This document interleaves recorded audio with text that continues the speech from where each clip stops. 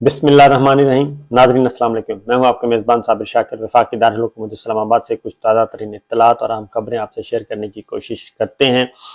صورتحال بہت ہی گمبھیر ہے۔ صورتحال جو ہمیں نظر آ رہی ہے اس سے کہیں زیادہ خطرناک ہے، کہیں زیادہ گمبھیر ہے، کہیں زیادہ حالات قابو سے باہر ہوئے ہیں اور پاکستان کرچی کرچی ہوا ہے۔ پاکستان کی معیشت برباد ہو چکی ہے، سیاسی عدم استحکام انتہا کو پہنچا ہوا ہے اور ایک دوسرے کے ساتھ بیٹھنا تو درکنار، ایک دوسرے کو دیکھنا پسند نہیں کرتے۔ ہماری پولیٹیکل ایلیٹ جو ہے یہ چیزیں اچھی نہیں ہیں اور اسی لیے خبریں بہت کم آپ کو نظر آ رہی ہیں۔ پاکستان میں اس وقت پاکستان کا جو قومی ذرائع ابلاغ ہیں اس میں خبریں آپ کو نظر آتی ہیں کہ پاکستان تحریک انصاف نے یہ کہہ دیا، مریم صاحبہ آ گئیں، کوئی چلا گیا کوئی آ گیا، حکومت ایک دوسرے کے خلاف جو پولیٹیکل پلیئرز ہیں ایک دوسرے کے خلاف صبح اٹھتے ہیں، شام تک پریس کانفرنسیں کرتے ہوئے نظر آتے ہیں۔ لیکن یہ جو چیزیں ہیں یہ سب کو اس طرف لگایا ہوا ہے، لیکن اصل خبریں جو ہیں وہ نظروں سے اوجھل ہیں۔ بڑے بڑے اجلاس ہو رہے ہیں کیونکہ معاملات ہاتھ سے نکلتے جا رہے ہیں اور خدا نخواستہ اللہ نہ کرے کہ وہ واقعتاً ہاتھ سے نکل جائیں۔ واقعتاً ایسا صورتحال ہے کہ ہم آہستہ آہستہ روزانہ دن بدن گرتے جا رہے ہیں، کمزور ہوتے جا رہے ہیں۔ پاکستان کی جو بیک بون معیشت بیک بون ہوتی ہے اور وہ بیک بون جو ہے وہ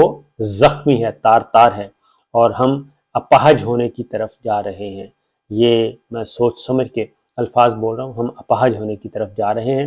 اور ہم اس وقت دیکھ رہے ہیں دنیا کی طرف۔ اور لیکن بدقسمتی کی بات یہ ہے کہ ہمارے بڑوں نے کچھ ایسے غلط فیصلے کیے اور ایسے غلط فیصلے کیے ذاتی مفادات کے لیے کہ جس کی وجہ سے اس وقت ہم نہ دوستوں کی نظر میں قابل اعتبار ہیں اور نہ دشمنوں کی نظر میں قابل اعتبار ہیں، نہ بڑی طاقتوں کی نظروں میں قابل اعتبار ہیں، نہ چھوٹی طاقتوں کی نظروں میں ہم قابل اعتبار ہیں۔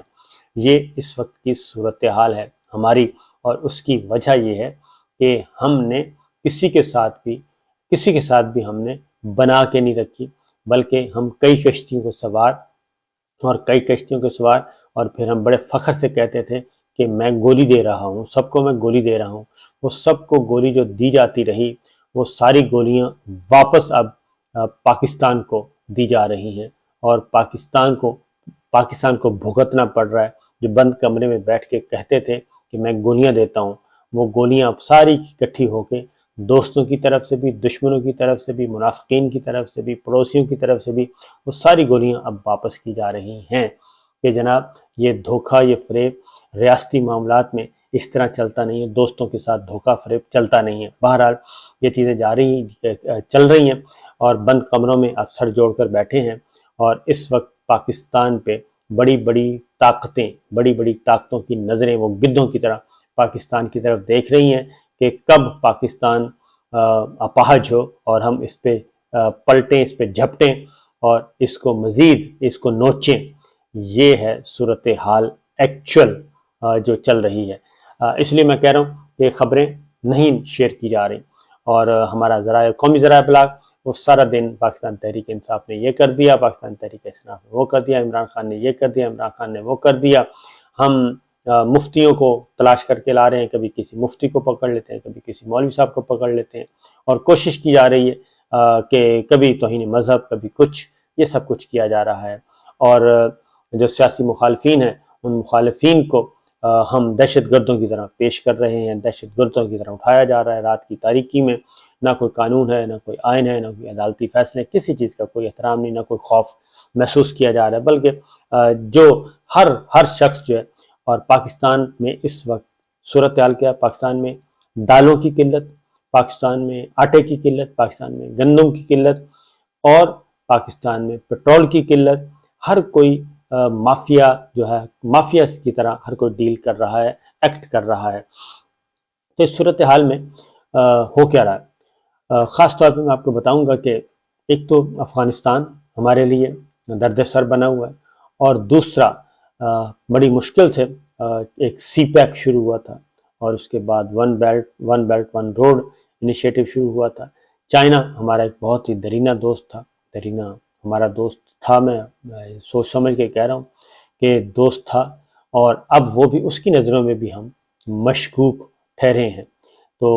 یہ سچویشن اس وقت یہاں پہ پاکستان اس وقت اس سٹیج پہ آ چکا ہے، اور خاص طور پہ اب سر جوڑ کے بیٹھے ہیں، فرمائشیں آ رہی ہیں بڑی بڑی، اور وہ فرمائشیں بھی ایسی کہ ہمارا فیصلہ کریں، آپ ہمارے ساتھ ہیں یا پھر دشمن کے ساتھ ہیں۔ آپ ہمارے ساتھ ہیں تو پھر یہ کچھ ہوگا، اور اگر ہمارے ساتھ نہیں ہے اور پھر ہمارا رویہ، پھر ہم آپ کو وہ لے جائیں گے پتھر کے زمانے میں۔ یہ اس وقت ایکچول الفاظ کچھ اور ہو سکتے ہیں، ایکچول سچویشن ایسی ہی چل رہی ہے، اور پاکستان کو فل دباؤ میں رکھا ہوا ہے، فل پریشر میں ہے، اور آئندہ ہفتہ 10 دن میں کافی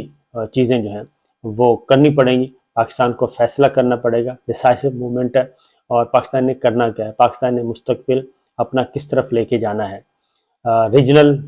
پلیئرز، ریجنل بلاک، یا پھر دوبارہ وہی مصیبت آئی ہے کہ آپ ملٹائی ڈائمینشنل جو ہے اس پہ چلیں گے، یا پھر یونیلیٹرل پہ چلیں گے، یا پھر بائی لیٹرل پہ چلیں گے، یہ خارجہ پالیسی کس نوعیت کی ہوگی، یہ وہ سارے سوالات اب اٹھ رہے ہیں۔ اصل مسئلہ رشیا نہیں ہے، اصل مسئلہ ہے پاکستان اور چین کے تعلقات، پاکستان اور چین کی دوستی، اور پاکستان اور چین کے اسٹریٹجک ریلیشنز، کیونکہ کوشش کی گئی کہ پاکستان جو ہے وہ انڈیا کا ایک چھوٹا سا بغل بچہ اس کو بنا دیا جائے، اور بس اس کی سپریمیسی اس ریجن میں تسلیم کر لی جائے۔ پاکستان نے ریزسٹ کیا، پچھلی گورنمنٹ نے ریزسٹ کیا، اور ہماری ملٹری لیڈرشپ اور سول لیڈرشپ ایک پیج پہ نہ آ سکی، اور جس کی وجہ سے معاملات خراب سے خراب تر ہوتے گئے، اور اس کے بعد پھر پٹھان کوٹ بھی ہوا، پھر بالا کوٹ بھی ہوا، پھر ابھینندن بھی ہوا، سب کچھ ہوا، اور پھر 5 اگست بھی ہوا، اور جس میں کشمیر کا عطیہ پانچہ کیا گیا۔ تو معاملات وہیں سے وہیں، اس کے بعد پھر اگلا جو آیا وہ افغانستان کا معاملہ آ گیا۔ افغانستان میں بھی ہم پہ فل پریشر تھا، لیکن ہمیں دکھایا کچھ جا رہا تھا، کیا کچھ جا رہا تھا۔ وزیر اعظم ہاؤس مکمل طور پہ لا علم تھا، دفتر خارجہ مکمل طور پہ لا علم تھا، اور پولیٹیکل لیڈرشپ بالکل ایک سائڈ پہ تھی، کسی کو کچھ نہیں پتہ تھا۔ لیکن جب چیزیں باہر آتی تھیں اس پہ ریئیکٹ ہوتا تھا، اس پہ ریئیکشن آتا تھا، اور جب ریئیکشن آتا تھا تو انٹرنیشنل پلیئر تھے، ان کو پتہ چلتا تھا کہ یہ تو معاملہ کچھ اور ہے۔ بہرحال اس وقت صورتحال یہ ہے کہ پاکستان کی کرنسی کی صورتحال اس وقت یہ ہے کہ افغانستان کی جو افغانی روپیہ جو ہے وہ افغانی 1 روپیہ وہ 2 روپے 83 پیسے کا مل رہا ہے۔ پاکستان کے 2 روپے 83 پیسے، یعنی کہ تقریباً 3 روپے، پاکستان کے 3 روپے، افغانی روپیہ جو 1 ملتا ہے اس کا۔